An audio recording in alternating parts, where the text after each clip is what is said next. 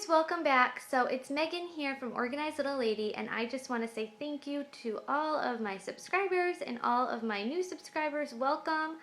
And Hilary, thank you so much for the shout out on your last video. If you guys have not checked out Hilary's channel, she is amazing, and she did an awesome video kind of listing 10 channels that she really likes, and I was included in that list, so that totally just made my day and made me so happy. So thank you so much, Hilary. That was so sweet of you.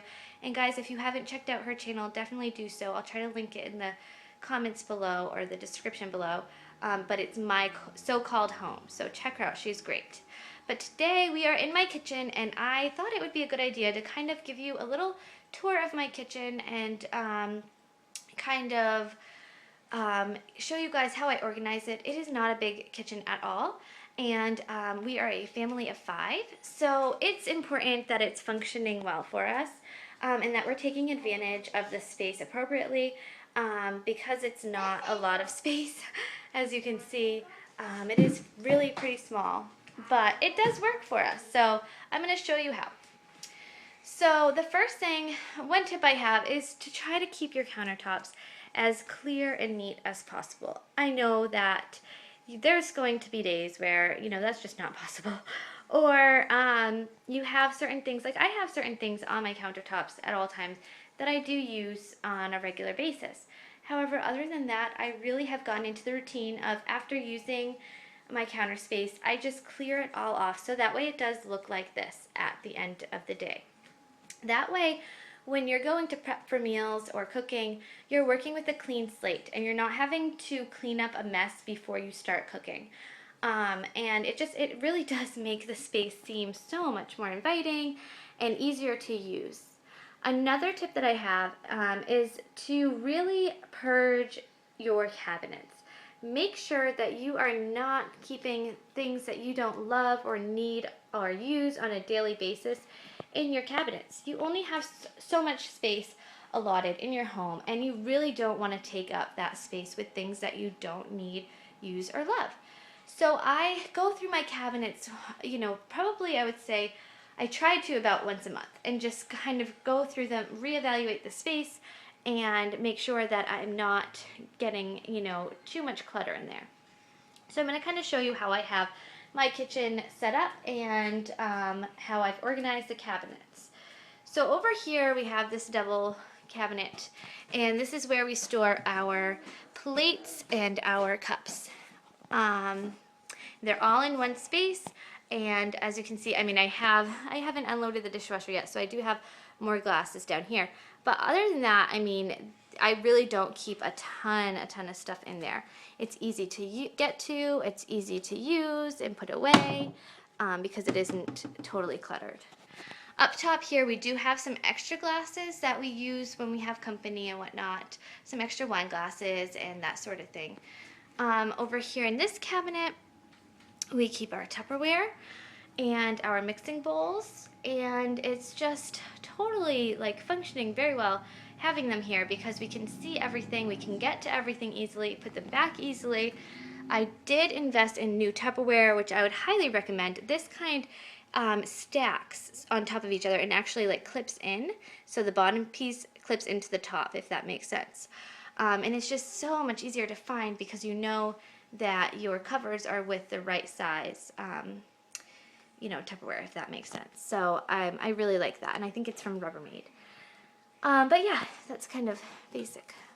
And then down here we have a drawer, and I keep all of my freezer bags, sandwich bags, tin foil, that sort of thing in this space, plastic silverware, all in this drawer.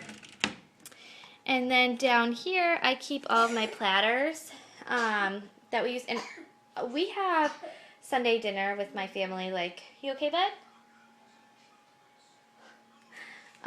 We have Sunday dinner with my family every Sunday, and sometimes it's at my house, sometimes it's at my parents' house, so I do use this a lot, all of these platters and whatnot. And then I just have my tablecloths and placemats there. Underneath the stove is where we keep all of our, muffin tins and our casserole dishes, that sort of thing, all gets put in there. And then over in this section here, the top drawer on the left is where we keep extra utensils. My utensils that I use on a daily basis are in that vase there, and they're easy to get to. I keep them on the stove.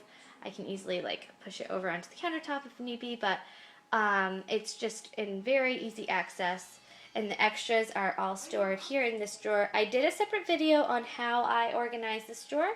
And I just used the Dollar Tree bins again that kind of clip together, and everything has a place and stays nice and neat.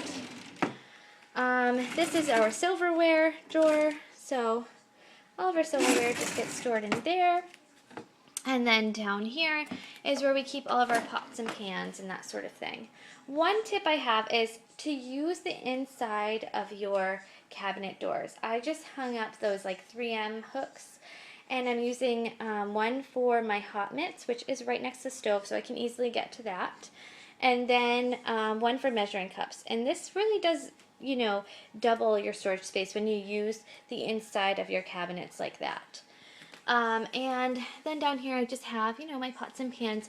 I got this lid, what I'm storing my lids in. It's actually, again, from the Dollar Tree, because pretty much everything that I use for organizing, it comes from the Dollar Tree. And this, I think, was supposed to be for plates, but it works great to store my pot lids. And it's right next to the pots and pans, so I don't have to go searching or rummaging. And then on the top shelf, I just have some appliances that we use regularly, like our crock pot and our griddle for breakfast and our George Foreman grill. So those are things that we do use quite often. And then coming over here, we have our nice, lovely fake drawer there underneath the sink. And then here is where we just store all of our cleaning supplies. Again, I did a video on how I organize that, under the sink storage organization. And again, this is actually just tacked on there, but it's a bag that just has all of our cleaning cloths and that sort of thing. And then over here, I just keep my dusters. In this cabinet, we have one of those Lazy Susan cabinets, and I hated it at first because every time I opened it, things would come flying out. I just did not like it. But I have since then kind of revamped the space as our kid cabinet, and I am loving it because everything kind of stays in the bins that I have. So and it's all of my kid stuff is contained in one area. They know where it is. They can help me put it away. They can get to it when they need something. It's awesome. So I did, again, a separate video on that if you want to check it out. And then over here we have, and this is kind of an awkward cabinet. If you can see, we have this corner, the countertop comes to a corner. So these were kind of hard to get to. So I keep things in these countertops that we might not need to get to every single day, or things that, when I'm cooking, I don't necessarily need to get to every time. So we do have our daily meds. Again, we do use those on a daily basis, but that's easy enough to just grab and pull down. But those house all of our vitamins, and actually at dinner when we're sitting down eating, we'll just take that down, and so the kids get their vitamins, we get our vitamins, we know that we're not forgetting them. And then we have, my husband does a lot of grilling and cooking, so he has some little gadgets that he keeps up here. This one's to make little sliders, sandwiches. And then he keeps his water bottles for work up top there. Over here again are some more little gadgets that he has. This is to make hamburger patties. This one is to make stuffed peppers, the jalapeno peppers. And you okay? Hold on, honey. We're gonna have some lunch in just a minute, okay? No. Yep, just a minute. And then we have our baking cabinet, or not a ton of baking stuff, but just sprinkles, some cookie cutters. And then my magic bullet I store up here. Again, I keep it all in a basket so it's easy to get down. No, not right now, honey. And then we have our cabinet way up top of our refrigerator that is extremely hard to get to, so I don't keep things that I need on a daily basis there. I just keep things that are going to, like a blender and food processor, things that I don't use all the time, but that I do use occasionally. And then one other tip is to use the top of your refrigerator for extra storage.